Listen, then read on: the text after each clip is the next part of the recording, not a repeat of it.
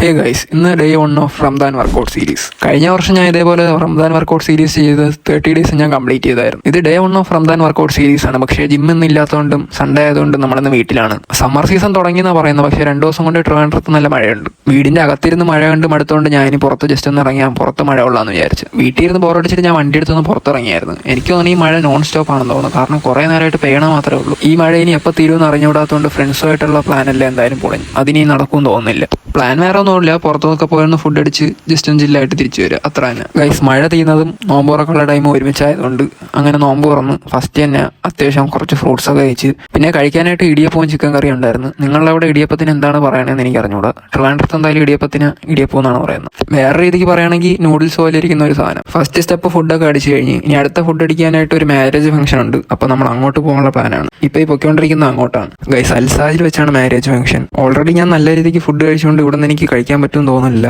എന്നാലും നമുക്ക് നോക്കാം അകത്ത് കയറി. പ്രോട്ടീൻ കണ്ടൻസ് ഒക്കെ അധികം കൂടുതൽ എടുത്തായിരുന്നു. മെയിനായിട്ട് ചിക്കൻ ഉണ്ട്, ബീഫ് ഉണ്ട്, ചിക്കൻ ഫ്രൈ ഉണ്ട്. പിന്നെ നമ്മൾ ഡയറ്റ് വലുതായിട്ട് നോക്കുന്നില്ല, കാരണം നമ്മൾ മിക്കവാറും ഫാസ്റ്റിങ്ങിലായതുകൊണ്ട് നമ്മൾ ഡയറ്റ് വലുതായിട്ട് നോക്കുന്നില്ല. പിന്നെ കാർബിനായിട്ട് കുറച്ച് ചപ്പാത്തിയും ഫ്രൈഡ് റൈസും എടുത്തായിരുന്നു. ഗൈസ്, ഡേ 1 എന്തായാലും ഇത്രയൊക്കെ തന്നെ ഉള്ളൂ. So see you with the next video.